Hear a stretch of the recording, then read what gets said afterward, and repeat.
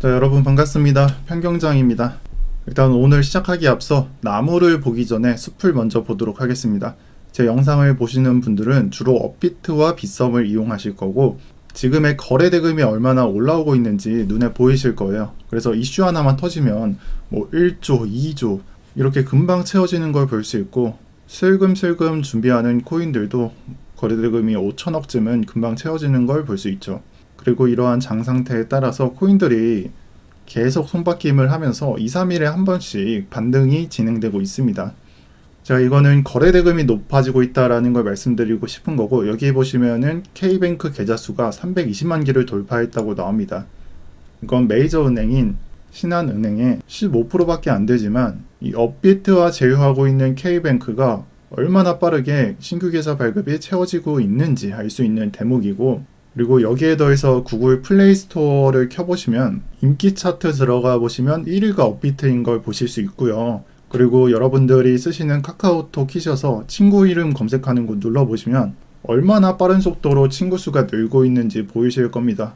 그래서 이게 어떻게 보면은 저도 비트코인 판에서는 어느 정도 고인물이라고 생각을 하고, 17년도, 18년도 장에서는 신규 유저가 늘어나고 그때 박상기의 난이 터지면서 대폭락장이 나왔는데, 지금 우리는 그러한 장을 달려가고 있다라고 표현드리고 싶습니다. 여기서 중요한 것은 이 이후의 장인 대폭락이 중요한 게 아니라, 이 대폭락 직전에는 진짜 손도 쓸 수 없는 상승량이 나온다는 것을 말씀드리는 겁니다. 그리고 모두가 표현하기를 이 이성과 논리의 매매가 아니라 오직 코인 가격으로만 움직이니까 어떤 코인이더라도 거래량만 붙으면 상승이 나온다고 표현을 합니다. 그래서 이제부터 앞으로 3월 말부터는 본격적인 매매를 준비하셔야 될 때라고 말씀드리고 싶습니다. 그러한 이유로는 이 3월 말은 월말이기도 하면서 1분기가 끝나는 날이기도 합니다. 이게 우리가 하는 이 비트코인 암호화폐 가산 자산은, 이 코인 자체는 익명이기도 하지만 코인을 만든 곳에서는 사람들이 있고 회사이기 때문에 이게 기업 실적이나 기업의 목표, 그리고 결과물들이 있을 거예요. 그러한 것들은 분기 말에 나오는 경우가 상당합니다. 코인 100 써보시면은 Q1, Q2, Q3, Q4 이렇게 적혀 있을 거예요. 그게 쿼터 1이라는 거고 분기가 되겠죠. 보통 그러한 경우가 많으니 본격적인 매매 준비를 해주시고요. 오늘도 1월 분기 말인 3월 말, 그리고 2분기가 시작되는 4월, 이때 준비해야 할 이슈들을 준비해왔고, 영상 끝까지 잘 챙겨가시길 바랍니다. 네, 그리고 오늘 장을 보시면은 지금 현재의 장이 NFT 메타가 진행된 걸 볼 수 있습니다. 그래서 대표격인 엔진코인과 샌드박스, 플레이뎁, 그리고 픽셀까지 이렇게 상승이 진행된 걸 보면은 아직도 NFT 메타가 유효하다라는 것을 알 수 있고, 이 국내에서는 미래에셋 아시죠? 이 미래에셋이 해당 분야에 진출한다 이렇게 알렸습니다. 그리고 파트너사로서 여기에 적혀 있는 피어테크가 나오죠. 이 피어테크라는 블록체인 회사가 나오게 됩니다. 그래서 제가 피어테크를 조사해 보니까 국내 거래소인 지닥을 운영 중이며, 파트너사로서는 다날과 블로코, 중고나라 등이 있습니다. 여기서 블로코는 아르고를 생각해 주시면 되고, 중고나라는 디카르고와 어느 정도 연관이 되어 있고요. 그리고 여러 투자회사와 연관이 되어 있는데, 우리는 코인을 다루기 때문에 제가 앞서 말씀드린 지닥과 다날, 블로코, 중고나라 등을 생각하시면서 이 연관되어 있는 코인들 아니면은 회사들을 잘 살펴보시길 권고드리고요. 이것도 제가 조사하고 추리하다 보면은 지난번에 NFT, DID 그리고 카카오까지 이렇게 막 실마리를 얻는 과정에 대해서 설명을 드렸잖아요. 앞으로 그러한 자료가 준비가 되면은 다시 영상에서 말씀드리겠습니다. 자, 그리고 오늘자 뉴스로 테슬라 비트코인 결제 이슈가 있었죠.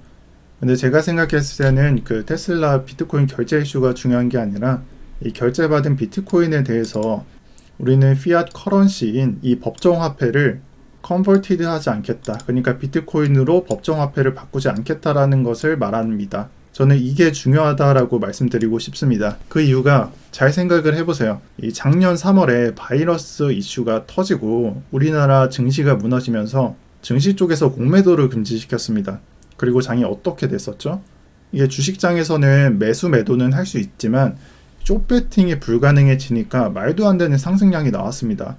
그런 의미에서 지금의 테슬라가 비트코인을 팔지 않겠다, 법정화폐로 바꾸지 않겠다라는 걸 잘 보세요. 어떤 생각이 드시나요? 이게 거래량을 늘려주고 신규 유입을 끌어오는 그런 소식이 될 수 있다라고 저는 개인적으로 생각을 합니다. 그래서 결제 이슈와 함께 이러한 트윗으로 비트코인이 오늘 반등이 진행되었습니다. 물론 제가 이 조정장이 끝나는 포인트라고 생각하는 57,500달러까지는 진행되지 않고 약 56,000달러까지만 진행되었지만 조정을 마치고 꼬리를 만들어주면서, 즉 지지를 만들어주면서 반등을 진행해 주었습니다. 지난 테슬라 1, 2차 빔 때도 그렇고 정말 비트코인은 테슬라 덕을 많이 보고 있다고 생각합니다.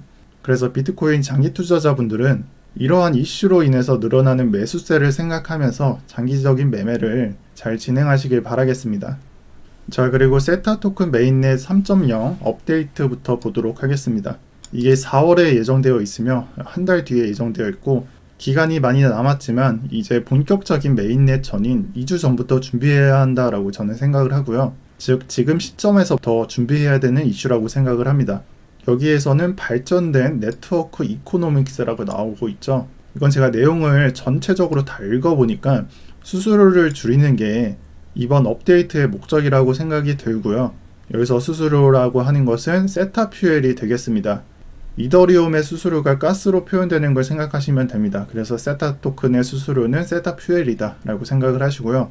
그리고 엘리트 엣지 노드라고 나오게 되는데 그 내용에 엣지 네트워크 상에서 세타 퓨엘의 공급이 점차적으로 줄어들 수 있다라고 표현이 되어 있습니다. 자, 이 말은 공급은 줄어들고 수요는 비슷하다. 이건 잘 생각해 보면은 가격이 어떻게 흘러갈지 계산이 되겠죠. 그래서 저는 물론 이 내용을 다 읽어봤습니다만 정확한 내용을 읽고 싶은 분들은 여기 세타 메인넷 3.0이라고 구글에 검색해 보셔서 한번 공부해 보시고요. 여기서는 세타 토큰과 세타 퓨엘이 4월 중으로 업데이트 된다. 마지막으로 정리 드리겠습니다. 자, 그리고 스트라이크 파이낸스라고 나오죠. 그리고 그 안에 내용으로는 SPND라고 적혀 있습니다. 스펜드 코인을 말합니다. 이 해당 내용으로는 스펜드 코인이 스트라이크 토큰으로 수합하는 내용을 담고 있습니다. 이것을 스펜드 리브랜딩이라고 말하고 있고요. 이번에 진행된 펀디와 펀디 X 1000대1 교환을 생각해 주시면 됩니다. 여기서도 똑같이 1000 스펜드당 1 스트라이크로서 이렇게 교환이 됩니다. 근데 저는 이게 정말 호재라고 생각하시는 분들은 잘 모르겠습니다. 일단 저는 잡코인의 가치는 없다라고 생각하는 사람으로서 말씀드리자면 이 펀디엑스가 수합 이슈 이후에 나왔던 차트와 지금의 스펜드 코인 차트를 잘 보시면은 이 두 개의 차트가 서로 다른 형태로 진행되는 모습을 볼 수 있습니다. 우선 스펜드 코인은 한 차례 조정을 받고 있는 상태고요. 이 펀디엑스는 지금 현 시점에서 이 한 차례 조정을 받은 이후에 다시 재반등이 되고 있는 상태를 볼 수 있습니다. 저는 이게 드물게 나타내는 선행 차트라고 생각을 하는데 이 말은 지금 이 펀디엑스가 반등이 나온 이 시점, 이러한 모습처럼 스펜드 코인이 저점을 잘 캐치해서 이게 바닥일 수도 있고 아닐 수도 있어요. 그래서 저점을 잘 캐치하면서 반등이 나왔을 때 수익을 거둔다고 매매를 생각하시고 접근하시는 방법은 유효하다라고 생각을 하고요. 여기서 두 가지 문제점이 드러나게 되는데 지금 보시는 가격 약 86원이죠. 이 86원이 제대로 된 저점인가? 이게 첫 번째.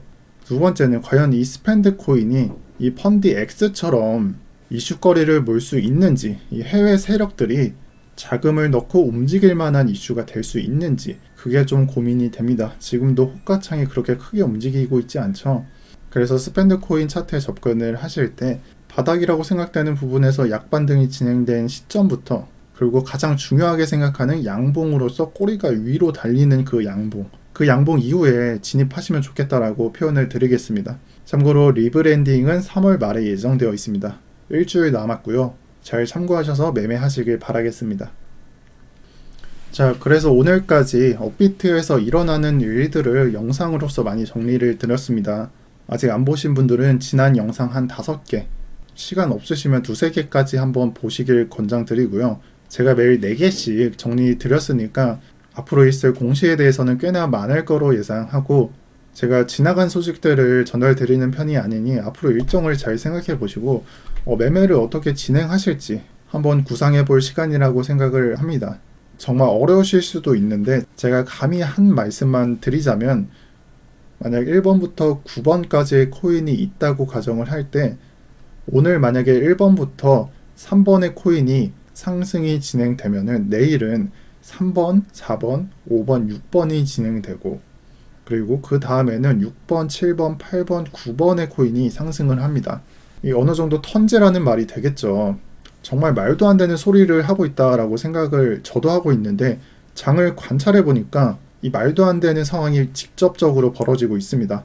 그리고 정확히 표현되고 있다는 걸 깨달았습니다. 이 말은 특정 코인의 차트를 관찰하게 되면은 이 고점을 찍고 내려오고 다시 반등이 진행되고 여기서도 나오잖아요. 스펜드 코인인데 고점을 찍고 다시 내려오고 반등이 진행되고 이게 턴제격으로 이날은 스펜드 코인이 상승을 했다면 이날은 다른 손바뀜이 계속 이루어지면서 상승이 진행되고 있다라는 것을 알 수 있고 그래서 계속 반복해서 말씀드리지만 상승했을 때 가격이 아닌 이 눌림목 같은 부분이 있잖아요. 이 눌림목 부분에서 매수를 진행하면은 큰 피해는 없다라고 저는 생각하는 사람이기 때문에 오늘까지 불러드린 코인들 잘 관찰하셔서 눌린다 싶으시면 조금씩 담는 매수 진행하셔도 좋다라고 말씀드리겠습니다. 그리고 이 말은 정말 비트코인에서 정확하게 말씀을 드릴 수가 있는 게 정말 여러분들이 무리 없이 비트코인을 매수할 수 있는 방법은 올라가는 구간에 매수하는 것이 아니라 이 눌림목이 무조건 나오잖아요. 이 눌림목 부분에서 매수하는 방법이 되겠습니다. 사실 왜 그런 식으로 진행해야 하냐면 우리가 이 구간에 매수를 해서 이 구간까지 버틴다고 생각을 해보세요.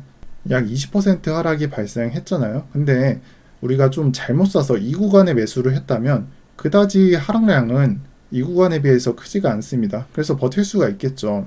물타기를 하더라도 평단가 맞추기는 정말 쉬울 것 같고요. 그리고 이 구간에 못 샀더라도 이 구간을 올리게 된 다음에 이 구간에 샀다고 생각을 해본다면 수익을 크게 내기는 쉽고 손실을 크게 보기는 쉽지 않은 그러한 포지션이 됩니다. 그래서 이번에도 눌림목 매수를 좀 추천드리고요. 그리고 알트코인이 무작정 쏘더라도 여러분들 비트코인이 무너지게 되는 구간 있잖아요. 이러한 구간에는 정말 알트코인은 답이 없다라는 것을 여러분들은 이번 며칠간 깨달으셨을 거예요. 손실을 많이 보신 분들도 있을 거고요.